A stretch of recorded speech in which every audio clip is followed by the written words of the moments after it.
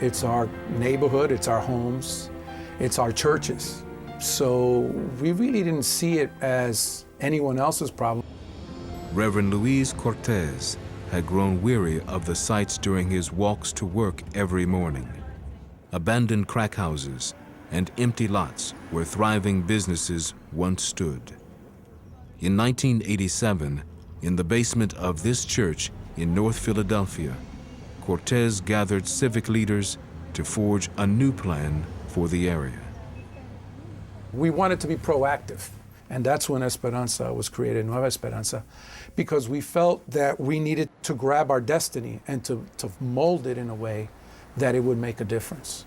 Nueva Esperanza, or New Hope, began as an economic revitalization program for the Hispanic community in Philadelphia, a program initiated and maintained by the community itself in an effort to preserve its cultural identity while still connecting with new economic and social opportunities. You take the church out of the equation and the social fabric of these neighborhoods disappears. When you have mothers with kids who have problems, or you have mothers who can't get decent jobs, what are you going to do? Sit back and say to the government, please, please, please? No, you got to create the opportunities. You got to create the roads. You got to create the mechanisms by which people can actually excel.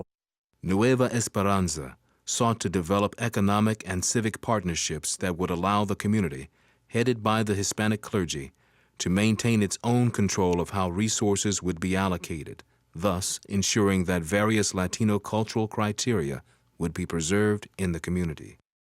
American society has to figure out how to manage the integration and assimilation of a large immigrant group, the Hispanic immigrant group. And there's going to be a group of people who figure out how to manage this new group of Americans. Nueva Esperanza is one of the groups that's involved in solving and resolving that population shift, that integration, that assimilation, that change in American history. Today, rows of new homes now stand where empty lots once sat. New businesses, energized with Nueva Esperanza dollars, have opened in the area. And here, on the facility's main campus, resides a job training center as well as a charter high school that plays host to nearly 700 students, and a fully accredited college that offers associate's and bachelor's degree programs.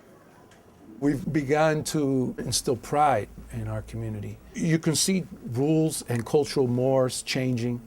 You can see lives changing and people improving their economic and cultural situations. If you have a clear mission and your values are set, people will gravitate towards you who are in political leadership to support you. Political leaders have gravitated to Cortez and his vision for 2 decades.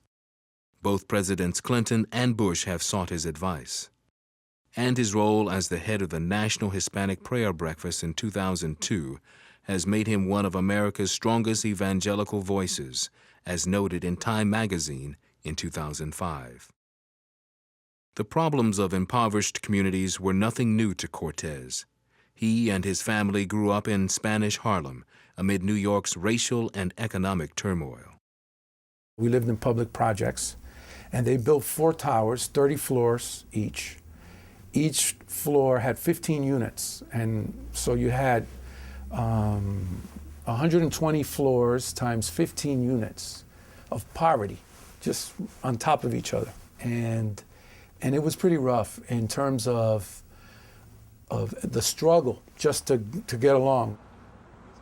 Before the Esperanza Academy opened, there were more than 2,500 students who attended the only public high school in the neighborhood. At the time, crime ran rampant and teen homicide rates were on the rise. Today, nearly 90% of Nueva's students pursue post-secondary education. At Esperanza College, night courses and bilingual classes encourage those who wish to improve their economic conditions through greater educational opportunities. Nueva Esperanza now partners with other nonprofit organizations across the United States to pool resources and create a national network to promote the goals of the organization coast to coast. we create social capital. Social capital is tangible in that you can see its results. Where there's more social capital, there's more cohesiveness, there's more volunteerism, and you can see lives begin to change and ideas change. And it creates hope, which is really important. That's why we called ourselves Esperanza, because we wanted to create hope.